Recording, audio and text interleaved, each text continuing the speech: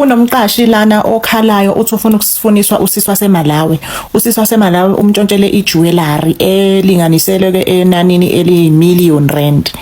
Usisi lo waseMalawi uthi utshontshe jewelry ke kubo kwamqashi wakhe. Two besebenza as a domestic worker. Bathi lo sisi lona utshontshe jewelry wabaleka ke. Nasi isithombe sakhe. Uyafuneka ke kuthiwa igama lakhe uFatima Lawrence. uFatima bathi uyibiza eligama lakhe uyibiza ngoEsther. Hayi thi uhuqule yonke ijewelry wakhala amaphepha.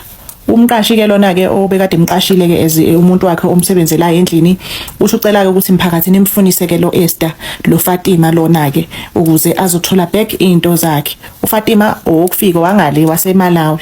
So the KwaZulu-Natal authorities are searching for a 28-year-old Malawian domestic worker by the name of Fatima Lawrence.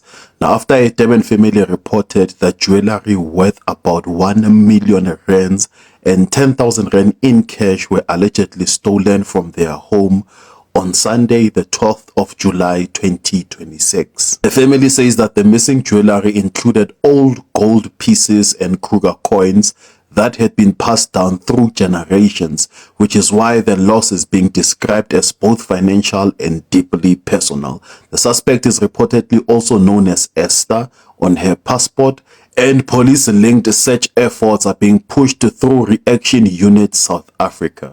Now, according to the reports, the family only discovered the problem when they returned home at around 5:30 p.m. on Sunday and found their belongings missing. Now, the suspect had allegedly worked for the family for about 7 years, and the report says she may now be trying to leave South Africa with her 5-year-old daughter. Now, those claims have not been tested in court, so at this stage, this remains as allegations made by the employer and repeated by the news reports. Now, this story also lands during a much wider political and labor debate about the employment of foreign nationals in South Africa. If you remember, in June 2026, government announced plans to intensify action against employers who hire undocumented foreign nationals. And President Cyril Ramaphosa said illegal immigration was undermining job creation and labor standards.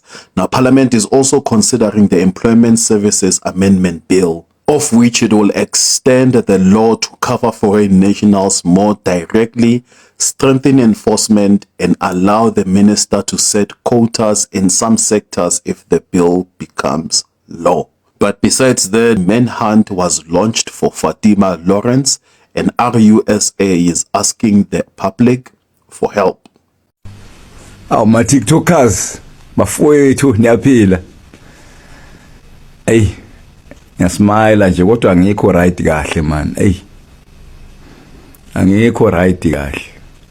Umuntu wathi uyantshontsha wantshontsha kancane kanje. Hey. Ngizwa lo sisi lona kuthiwa uthole imali ewu10,000 ebiwucash. Wasethatha ubucwebe obungabiza 1,000,000.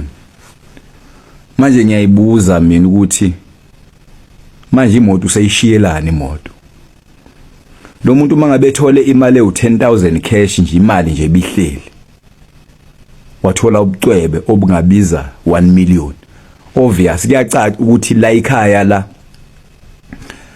philwa kamnandi, yabona, philwa kamnandi batamasa, yabona.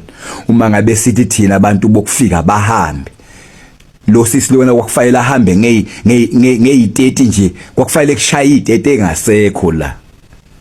Lo sisi lona kwakufanele kushaye i30 engasekho la.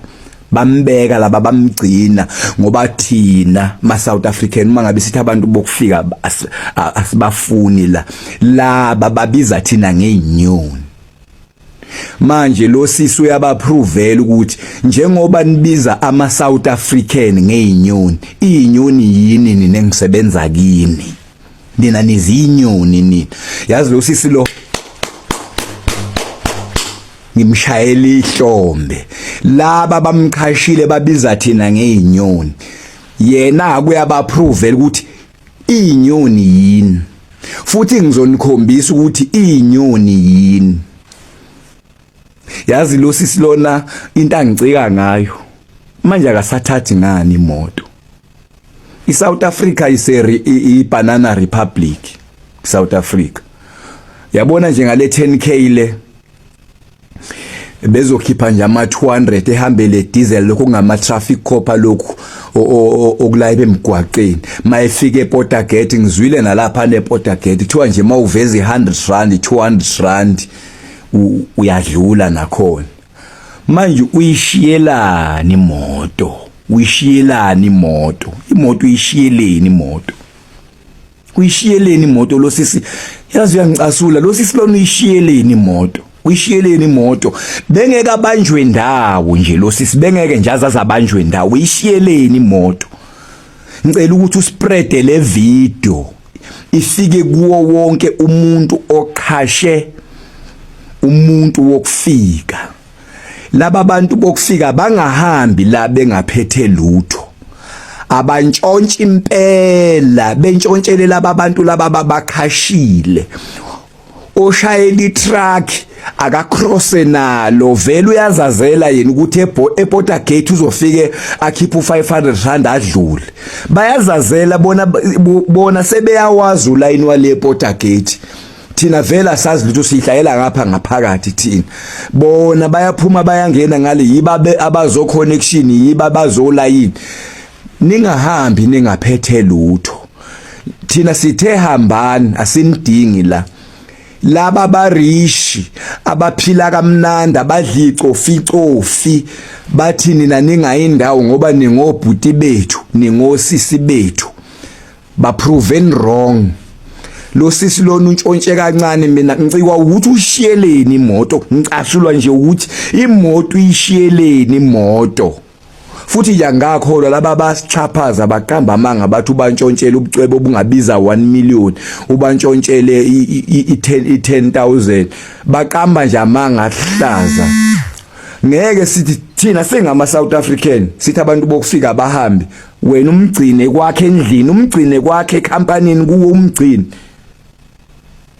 nina ningantshontshi kancane man ningantshontshi kancane nina dwebani iplan manje ukuthi mangabe nihamba niye emazweni enu yini nizohamba niyiphethe ngoba banikhusele banifake emakhwapheni sizwile futhi ukuthi nihambile naye emakhaya nafike nahlala 2 days 3 days seniyabuya futhi sizwile futhi ukuthi njengoba thina sikhanda ama video nje la nina ni busy niyangena ngePortagate niyabuya futhi niza ngapha abanye ke vela bakaza baze behambe bafowethu siyanicela senicelwa yithi ke manje thina sihluphekelayo ningasintshontsheleli lutho niyabaza abantu abaphila kahle Thakethani bona ningahambi la eSouth Africa nilengisa izandla nini la eSouth Africa msana ukuhamba nilengisa izandla laba baphila kamnandi lapha bathi ningobhuti babo laba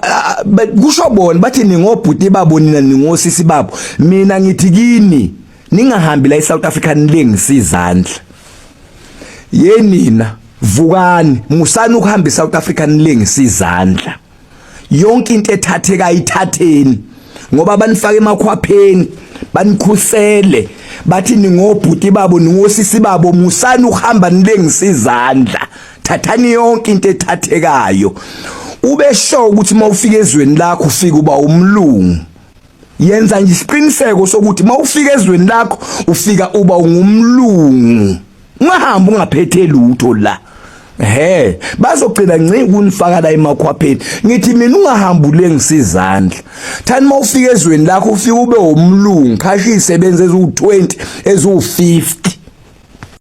Yesterday I posted a video and people commented claiming that I am spreading hatred amongst Africans. So today bantu basekhaya angize ngeindaba ezimnandi and I am spreading some love. Please show some love for our African sister owase Malawi. Esther, better known as Esther, Fatima Lawrence. Bekasebenza ayi-helper eKZN in Durban. Usebenze lapho for 7 years. Esther kuthiwa uthathe i-10,000 rands in cash. Wathatha nejewelry emalini ye 1 million. Kuleyo jewelry there were also some Kruger coins. Yayiva ke ngoku.